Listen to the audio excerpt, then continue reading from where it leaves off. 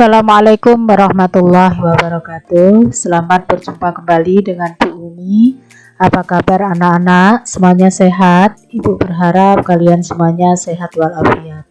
Baiklah anak-anak, pembelajaran daring kita kali ini akan membahas tentang mengkonsumsi makanan dan minuman yang halal serta menjauhi makanan dan minuman yang haram. Kali ini yang kita bahas adalah bagaimana atau ketentuan makanan halal dan ketentuan daripada makanan haram, serta manfaat apa yang kita dapatkan apabila kita mengkonsumsi makanan halal dan dampak negatif daripada kita mengkonsumsi makanan haram, sehingga kita bisa membiasakan diri untuk mengkonsumsi makanan dan minuman yang halal serta menjauhi makanan dan minuman yang haram. Kita mulai dari membahas makanan dan minuman yang halal terlebih dahulu. Pengertian daripada makanan halal adalah makanan yang boleh dikonsumsi menurut syariat Islam. Bagi seorang muslim, makanan yang dimakan harus memenuhi dua syarat atau dua kriteria, yaitu halal dan thayyib. Halal artinya dibolehkan berdasarkan ketentuan syariat Islam. Apa syariat Islam? Syariat Islam adalah ketentuan yang sesuai dengan Al-Quran dan Al-Hadis. Sedangkan thayyib di sini diartikan makanan yang baik dan bermanfaat serta mengandung nutrisi, bergizi dan menyehatkan bagi tubuh kita. Sesuai dalam Quran surat Al-Maidah ayat 88, A'udzu billahi minasyaitonir rajim. Bismillahirrahmanirrahim. Wa kulu mimma razaqakumullahu halalan thayyiban wattaqullaha alladzi antum bihi mu'minun. Dan makanlah dari apa yang telah diberikan Allah kepadamu sebagai rezeki yang halal dan baik, dan bertakwalah kepada Allah yang kamu beriman kepadanya. Jadi di sini anak-anak mengandung dua perintah. Yang pertama adalah wa kulu mimma razaqakumullahu halalan thayyiba. Kita diperintahkan oleh Allah untuk memakan dari rezeki yang halal dan baik. Kemudian yang kedua, perintah tentang wattaqullah, yaitu bertakwa kepada Allah. Sedangkan kriteria makanan dan minuman yang halal, yang pertama adalah halal secara wujudnya atau zatnya.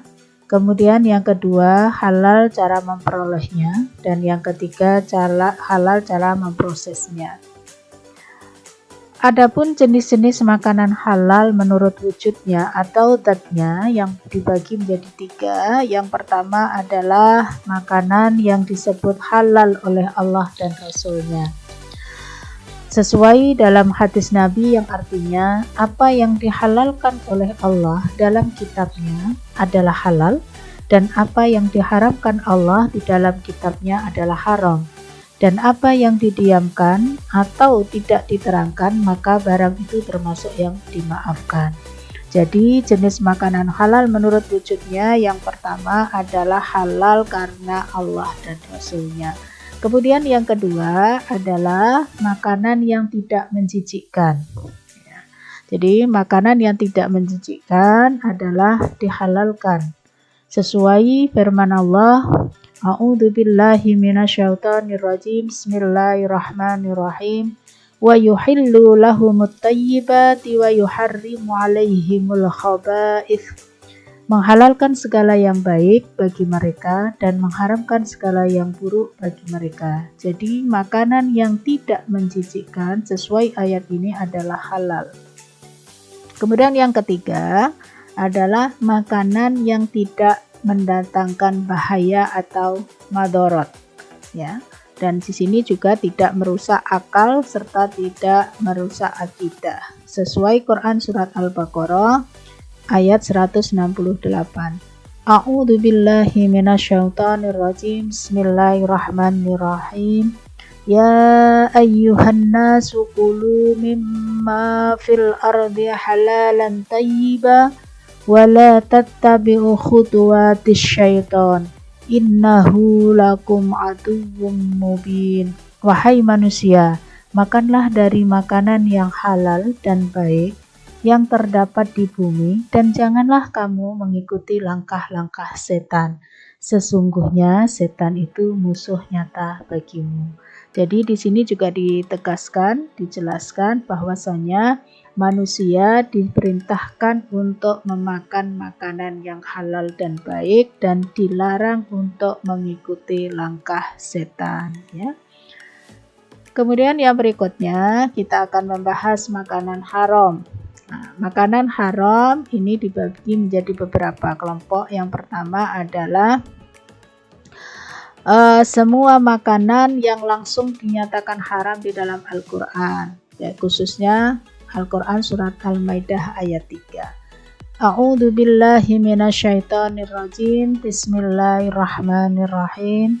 Hurrimat 'alaikumul maitatu waddam wa lahmul khinziri wa ma uhilla li ghairillahi bihi wal munkhaniqatu wal mawqudatu wal mutaraddiyatu wan natihatu wa ma akala sab'u illa ma dzakaitu wa ma dzubiha 'alan nusubi wa an tastaqsimu bil aslam dzalikum fis.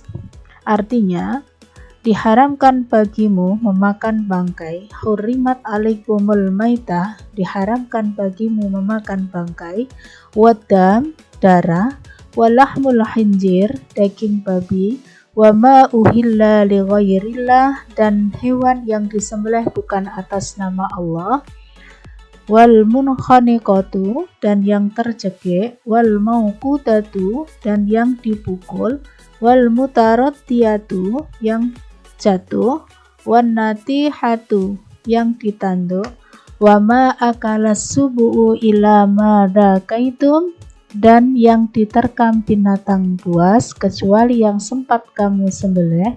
Wa ma dzubiha 'alan nusubi wa an tastaqsimu bil aslam, dan diharamkan pula mengundi nasib dengan anak panah, karena dzalikum fis, karena itu perbuatan fasik. Ya. Jadi kesimpulannya Quran surat Al-Maidah ayat 3 di sini, apa saja yang diharamkan menurut Quran surat Al-Maidah ayat 3? Yang pertama adalah bangkai, yang kedua darah, daging babi, hewan yang disembelih atas nama selain Allah, hewan yang mati karena tercekik, dipukul, terjatuh, ditanduk hewan lain, diterkam hewan buas, dan hewan yang disembelih untuk berhala. Semuanya diharamkan oleh Allah, ya. Jadi kalau sesuatu yang sudah diharamkan di Al-Quran, berarti kita tidak boleh untuk melanggarnya, anak-anak, karena sudah jelas ketentuannya diharamkan menurut Al-Quran. Kemudian yang kedua, semua jenis makanan yang mendatangkan bahaya atau madorot terhadap kesehatan kita, ya. Di sini dijelaskan juga di dalam Quran surat Al-A'raf ayat 33. Silakan dibaca di buku paket juga ada, ya.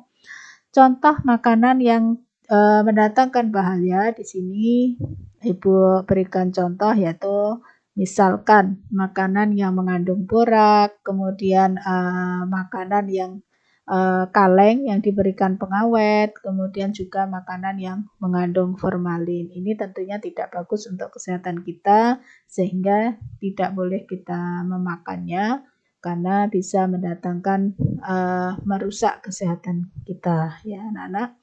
Kemudian yang berikutnya adalah semua jenis makanan yang kotor dan menjijikkan atau khaba'is. Di dalam firman Allah, Quran surat Al-A'raf ayat 157, A'udzu billahi minasyaitonir rajim. Bismillahirrahmanirrahim. Wa yuhillu lahumut thayyibat wa yuharrimu 'alaihimul khaba'its.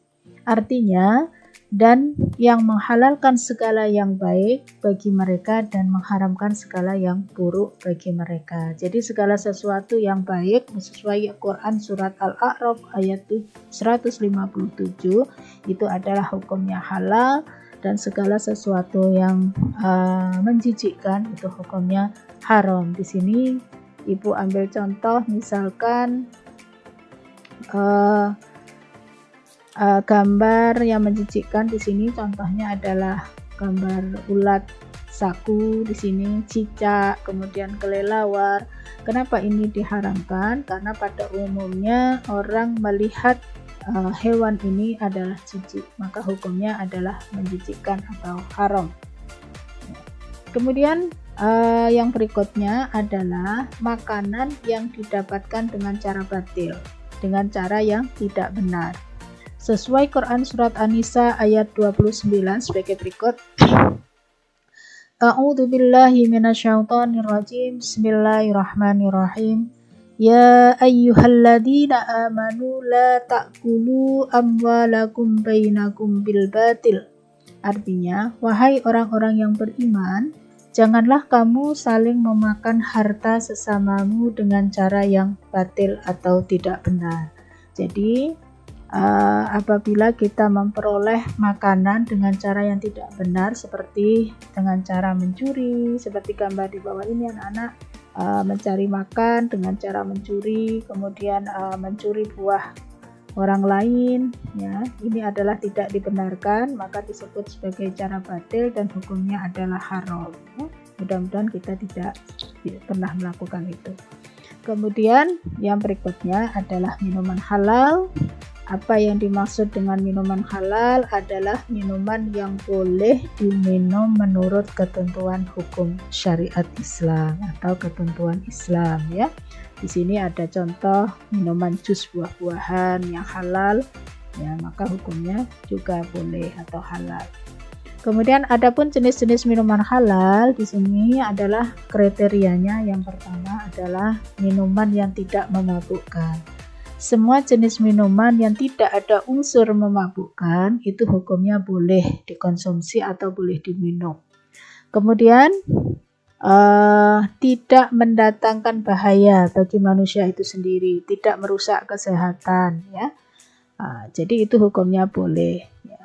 Jadi semua minuman yang sifatnya menyehatkan tubuh itu diperbolehkan. Kemudian yang ketiga, tidak najis. Apa yang dimaksud tidak najis di sini?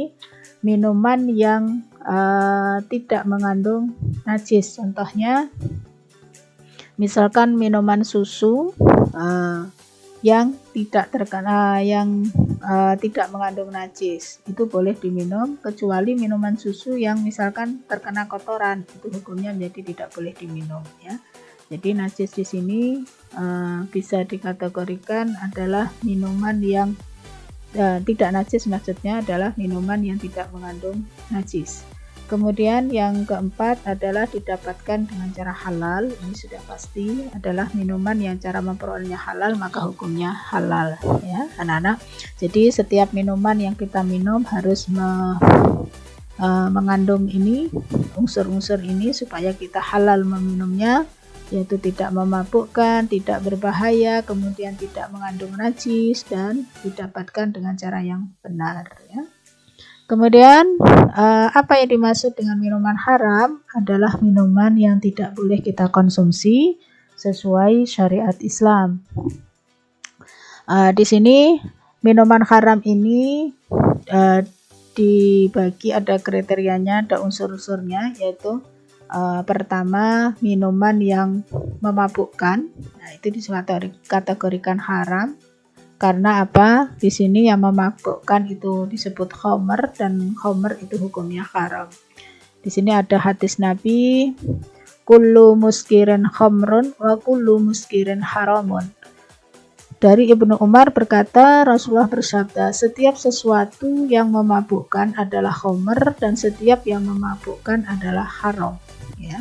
Kemudian yang kedua, minuman haram yang kedua adalah yang berasal dari benda najis atau benda yang terkena najis. Misalkan minuman yang berasal dari air kencing, baik air kencing kucing atau minuman yang halal kemudian terkena kencing atau terkena najis, terkena kotoran, itu juga hukumnya haram. Contohnya misalkan segelas susu kemudian terkena kencing kucing, kena tempias kencing kucing, maka air susu tadi menjadi haram karena terkena najis ya.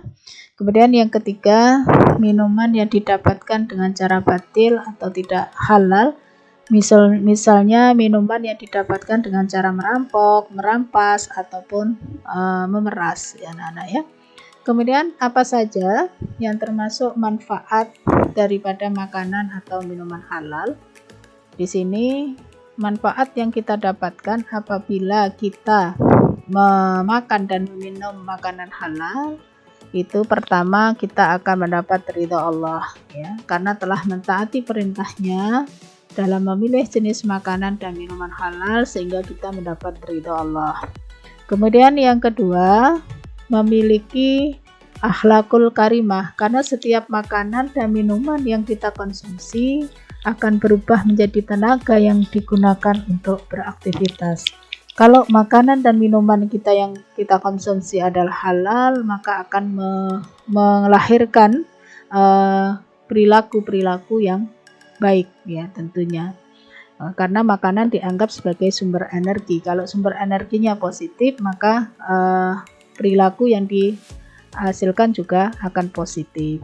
Kemudian yang berikutnya adalah terjaga kesehatannya. Karena sudah pasti kalau kita memakan makanan yang halal dan mengkonsumsi minuman yang halal, tentunya makanan itu mengandung gizi sehingga badan kita menjadi sehat anak-anak. Kemudian hikmah memakan makanan yang halal di sini dijelaskan lagi secara detail, yaitu memperoleh hidayah Allah, sehat tubuh dan akalnya, mudah menerima atau menghafal pelajaran, kemudian doanya diijabah oleh Allah ya, khusyuk dalam beribadah. Ini efek dari atau hikmah dari memakan makanan yang halal atau minuman yang halal. Sedangkan akibat memakan dan meminum makanan haram di sini ada beberapa hal ya. Pertama, amal ibadahnya tidak diterima oleh Allah. Kemudian bisa merusak makanan dan minuman haram, bisa merusak jiwa. Dan makan dan minuman yang haram juga dapat membahayakan kesehatan, dan makan dan minuman yang haram bisa menghalangi doa karena telah melanggar aturan Allah, dan menghalangi juga untuk mengingat Allah serta menimbulkan permusuhan dan kebencian. Baiklah anak-anak, semoga kita selalu bisa mengonsumsi makanan dan minuman yang halal serta menghindari makanan dan minuman yang haram agar senantiasa mendapatkan rahmat Allah dan terhindar dari siksa neraka. Amin ya rabbal alamin. Semoga bermanfaat.